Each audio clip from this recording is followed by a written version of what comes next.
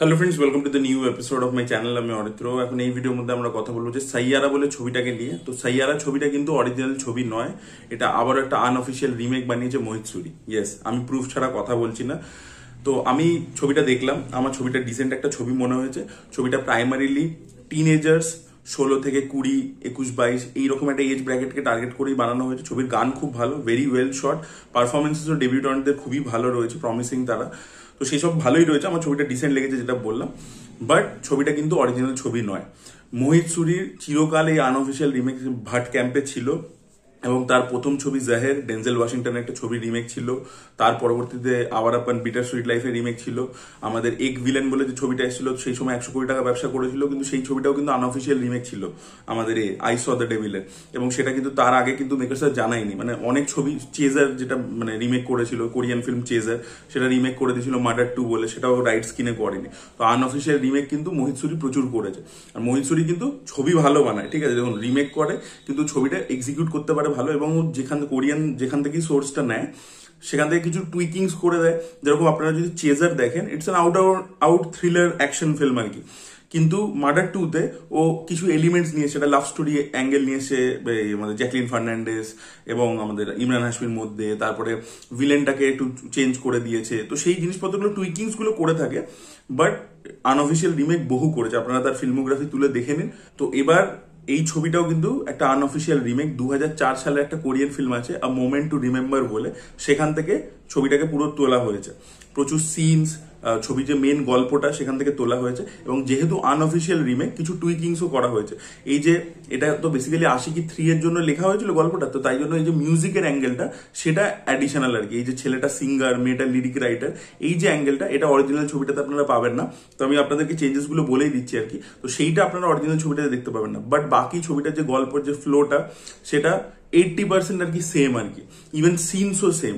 Moment to remember বলে যে Korean ছবিটা, সেটাও এরকমই গল্প, যে মেয়েটার অ্যালজাইমার্স রয়েছে। তো ওখানে আমরা দেখতে পাচ্ছি স্টার্টিং এ মেয়েটা একদম সেম, এখানে যেরকম শুরু হচ্ছে মেয়েটার বিয়ে ভেঙে যাচ্ছে, ওখানেও সেম ছিল যে মেয়েটা যার সাথে প্রেম করতো সে ওকে ছেড়ে চলে যায়। তার পরবর্তীতে ওর একটা ছেলের সাথে দেখা হচ্ছে যে প্রচন্ড বাজে বিহেভিয়ার, খুব রাফ অ্যান্ড টাফ টাইপের, যেটা এখানেও আমরা দেখতে পাচ্ছি, ঠিক আছে। কিন্তু ওই মিউজিকের অ্যাঙ্গেলটা আমি যেটা বললাম নেই। তার যখন বাবার সাথে যাচ্ছে তখনই ছেলেটাকে প্রথমবার দেখতে পাচ্ছে, সেই সিনটাও এখানে আর কি সেম টু সেম রেখেছে। ইভেন এই যে ছেলেটা দেখবেন বারবার নিজের অ্যাঙ্গারটাকে ভেন্ট আউট করবার জন্য মাঠে গিয়ে ক্রিকেট খেলে। ওই অরিজিনালটাতে কোরিয়ান যে ফিল্মটা ছিল ওখানে আছে হচ্ছে ও বেসবল খেলে আর কি, ঠিক আছে। এবং মেয়েটাকে ও বেসবল নিয়ে খেলায়, সেম সিন টাইপের রয়েছে। ওখানে এখানে ক্রিকেট করে দিয়েছে, ওখানে বেসবল ছিল আর কি। তো এই সব এলিমেন্টস গুলো নেওয়া হয়েছে। তার পরবর্তীতে এই যে লাস্টে মেয়েটা ওকে ছেড়ে চলে যাচ্ছে, তারপরে ও খুঁজে বার করছে যে ও একটা সেই রকম মানে ফেসিলিটিতে একটা ওই রকম সেখানে গিয়ে রয়েছে। তো সেখানে গিয়ে ওর সাথে দেখা হচ্ছে, তখন মেয়েটা ওকে পুরো ভুলেই গেছে। তো সেই সিনটাও পুরো সেম নেওয়া হয়েছে।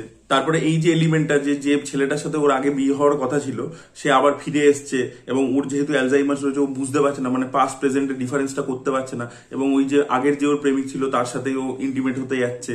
তারপরে যখন ছেলেটা চলে আসছে, মানে ওর প্রেজেন্ট যে প্রেজেন্ট যে সে চলে আসছে যখন, তো তখন তাকে ছুরি নিয়ে অ্যাটাক করছে, হাতে মেরে দিচ্ছে।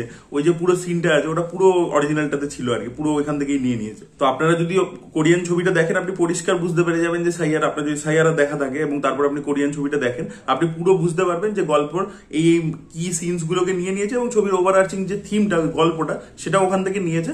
অ্যাডিশনাল যে চেঞ্জেস গুলো করেছে, মিউজিকের এলিমেন্টটাকে ঢুকিয়েছে। আর ওখানে অরিজিনালটাতে কি ছিল যে ছেলেটার মেয়েটার বিয়ে হয়ে যায় একটা পয়েন্টের পরে, সেটা এখানে মানে এগুলো যে টেক কেয়ার করে, ওখানে বিয়ে হয়ে গেছিল, এখানে সেই বিয়েটাকে দেখায়নি। তো কিছু সামান্য চেঞ্জেস করেছে, ওই যে বললাম যে 20% চেঞ্জ করে, যেহেতু আনঅফিসিয়াল রিমেক। অফিসিয়াল রিমেক হলে হয়তো পুরোটাই সেম করে দিত, কিন্তু যেহেতু আনঅফিসিয়াল রিমেক, 20% চেঞ্জ করেছে, 80% সেম টু সেমই রেখে দিয়েছে আর কি। তো সেখানে আপনি সিনস থেকে শুরু করে গল্পের যে ফ্লোটা যেভাবে এগোচ্ছে, যা যা হচ্ছে সবই, মানে ওর যে ও মানে ওখানে ছিল যে ও অ্যাসপিরেশনাল ইঞ্জিনিয়ার, ও বড় ইঞ্জিনিয়ার, মানে লেবার হিসেবে কাজ করে, বাট ও আর্কিটেক্ট হতে চায় আর কি, এরকম একটা অ্যাসপিরেশন ছিল। এবং মেয়েটা যা চায় যে ও সাকসেসফুল হোক, তাই জন্য আর কি ওর থেকে দূরে সরে এসেছে। সেম ওই সব এলিমেন্টস, যে আর্টস গুলো, ওখানে যেরকম ওর বাবার সাথে ওর একটা বাওয়াল আছে হিরোটার, যে যেহেতু বাবা মদ খায় ইত্যাদি, ওখানে দেখিয়েছে যে ওর মায়ের সাথে বাওয়াল আছে হিরোটার, ঠিক আছে। তো সব সেম, মানে ওই এলিমেন্টস গুলো সেম, একটু জাস্ট এদিক ওদিক করে হেরফের করে টুইকিং করে দিয়েছে। আপনি জাস্ট ভাবুন, কোরিয়ান সিনেমা রিমেক তো ইন্ডিয়াতে আগেও হয়েছে, এবং সেগুলো রাইটস কিনে, মানে রিসেন্ট পাস্টে আর কি রাইটস কিনেই আর কি হয়েছে। ধরুন রাধে, আউটল থেকে রিমেক হচ্ছে বা যে যে কোরিয়ান ছবি রিমেক হচ্ছে সেগুলো রাইটস কিনে হচ্ছে। মোহিত সুরি আজকের দিনে দাঁড়িয়েও একটা আনঅফিসিয়াল রিমেক করে দিল, রাইটস না কিনে ঘুরিয়ে ফিরিয়ে করে দিল আর কি, এবং লোকে জানতে পারলো না, ম্যাক্সিমাম লোকেই জানে না। তো দেখুন আমি দেখলাম ছবিটা, কারণ আমার কোথা থেকে সন্দেহটা হলো, আমি যখন ছবিটা দেখলাম এই যে মেমোরির অ্যাঙ্গেলটা যখন আমি দেখতে পেলাম, এই কদিন আগে দেখবেন আমি একটা ভিডিও বানিয়েছিলাম, ওয়ান ডে বলে একটা থাই ফিল্ম ছিল, ঠিক আছে, যেটা আর কি আমির খান রিমেক করছে ছেলে আর সাই পল্লবীকে নিয়ে, একদিন বলে, যেটা হয়তো আই থিঙ্ক এই বছরই রিলিজ করবে। তো ওই ছবিটাতেও দেখবেন ওরকম ওই একদিনের জন্য ভুলে যাচ্ছে ওরকম একটা অ্যাঙ্গেল ছিল। তো আমি ভাবলাম যে মেমোরির ব্যাপারটা, একটা লাভ স্টোরির মধ্যে মেয়েটা ভুলে যাচ্ছে, মেমোরির অ্যাঙ্গেল, এই থিমটা কোরিয়ান সিনেমা, থাই সিনেমা এরা প্রচন্ড এক্সপ্লোর করে, ঠিক আছে। আমি বলছি না যে হলিউডে হয়নি, হলিউডেও এই টাইপের থিমের উপর হয়েছে, ইন্ডিয়াতেও অ্যাকচুয়ালি হয়েছে।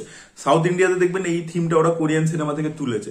দেখবেন একটা ছবি আছে পাদি পাদি লেচে মানুসু বলে একটা ছবি রয়েছে, ওটা ফ্লপ হয়ে গেছিল, এই হানো রাঘবপুরি যে সীতারামন বানিয়েছে সেই বানিয়েছিল, ওখানে ওরকম সেকেন্ড হাফে একটা অ্যাঙ্গেল ছিল যে মেমোরি ভুলে আছে। তারপর অজয় দেবগান কাজলের ছবি হয়েছিল ইউমি অর হাম, সেখানেও ওটা অ্যাঙ্গেলটা ছিল। ইন্ডিয়ান ছবিতেও কিছু এক্সপ্লোর হয়েছে, বাট আপনারা যদি কোরিয়ান টেলিভিশন সিরিজ দেখেন, ঠিক আছে, 1000 প্রমিস বলে একটা ছিল, তারপরে এই যে অফ মোমেন্ট টু রিমেম্বার বলে, তারপর থাইল্যান্ডের কিছু ছবিতে এই মেমোরির অ্যাঙ্গেলটা। তো তখনই আমার মনে হয়েছিল যে মোহিত সুরির তো এক হচ্ছে আনঅফিসিয়াল রিমেক করার একটা ইতিহাস রয়েছে, তারপরে এই মেমোরির এলিমেন্টটা সেটা কিন্তু থাই সিনেমা বা কোরিয়ান সিনেমাতে ইউজ হয়ে থাকে, বা কোরিয়ান টিভি সিরিজে। তো আমার মনে হচ্ছিল যেন কোথাও এটা কপি করা আর কি। তারপরে এসে রিসার্চ করলাম, তখন দেখলাম যে হ্যাঁ এটা কপি করাই বেরিয়েছে। তো তখন আমি দেখলাম আর কি অরিজিনাল ছবিটা কালকে। তো অরিজিনাল ছবিটা খুবই ভালো, ওটাও খুবই ইমোশনাল, বাট সাইয়ারাও কিন্তু ভালো পুল অফ করেছে, আমি যেটা আবারও বলছি ছবি হিসেবে ভালো হয়েছে। বাট এই ইনফরমেশনটা লোকে জানা উচিত যে আজকের দিনেও 2025-এও কিন্তু একটা আনঅফিসিয়াল রিমেক হচ্ছে আর কি, এটাই বলার ছিল।